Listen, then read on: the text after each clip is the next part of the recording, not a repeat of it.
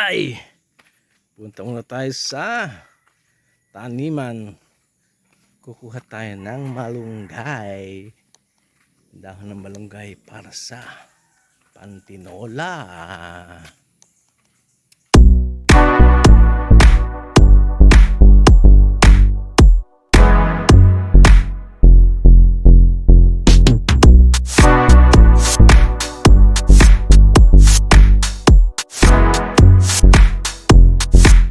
Okay, lakad-lakad naman tayo dito.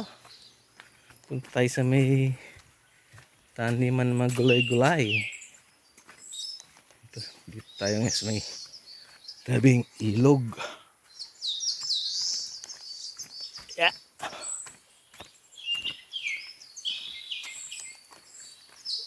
Maliit pa rin ang tubig ng ilog.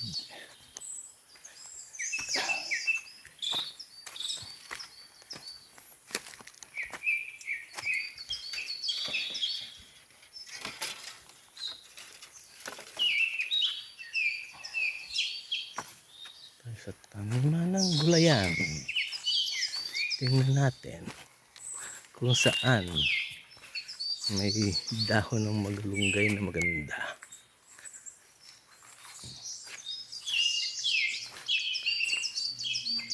Maganda-ganda ng saging na tumba diretso. Malunggay na maganda.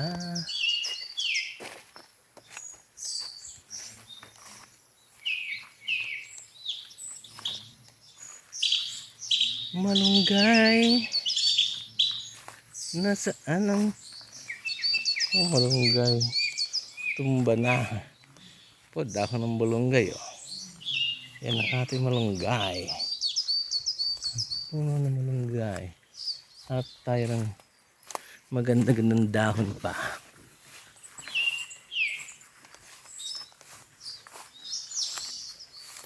Eto, yan.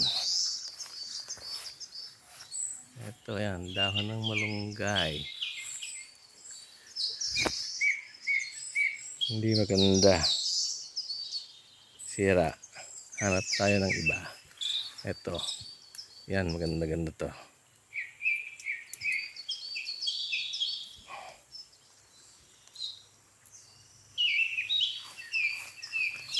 Hanap pa tayo saan may dahon na malunggay.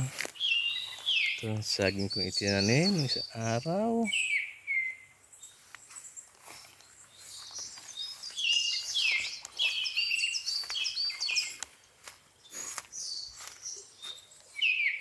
Ang malunggay. Maganda. Okay, maganda naman. Na tayo. Dahon ng malunggay. Pantinola. Dito. Mayroon dito maganda. Ang kamotehan. Kamote.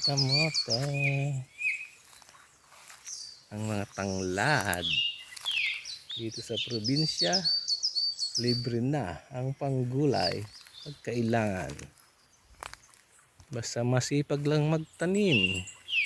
Ito pa oh. Yan, mga dahon ng malunggay.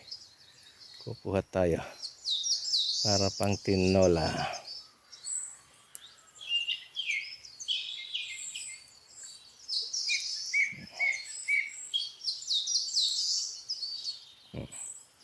Meron na tayong malunggay na ilalagay sa tinola.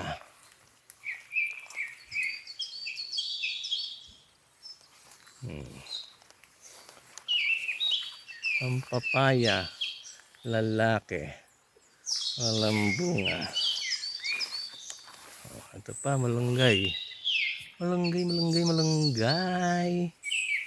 Ang libre at masustansyang gulay.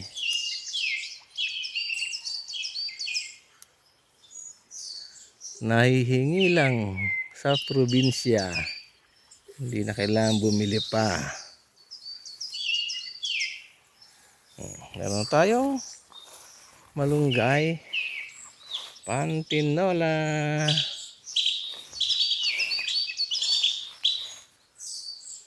Ang malunggay. sa may farm.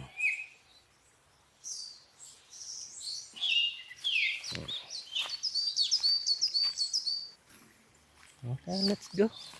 Balik na ulit tayo. Lakad-lakad na naman.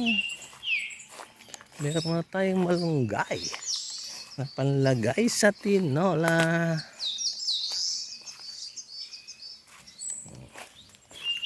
Okins. Alright.